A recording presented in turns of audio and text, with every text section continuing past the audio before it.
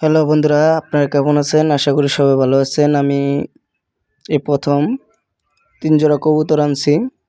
তো এই যে এখানে একটা বাচ্চা আছে বড়, আর এই একটা বাচ্চা। তো এই বাচ্চাগুলা এই যে উপরে যেটা দিছে এইটাই এক জোড়া দিছে, আর নিচে আরো ২ জোড়া আছে। এই যে এক জোড়া, এইটা এখনো ডিম দেয়নি।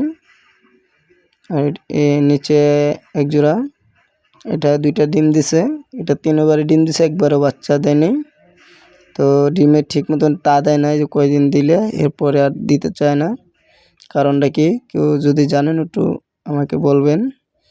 মানে ৩বারই ডিম দিছে, একটাবারও বাচ্চা দিতে পারেনি। তো উপরে এক জোড়া দিছে, একটা বাচ্চা। মোট কথা একটা ডিম দিলে ২টা ডিম থাকলে একটা ডিম ফোটে আর একটা ডিম ফোটে না। এইগুলা কারণ কি একটু বলবেন আমাকে। এই কবুতরগুলো ঠিক মতন আবার খাবার দিলে খাবার সব ফালাই দেয়। এগুলো ঠিক মতন কি সমস্যার কারণে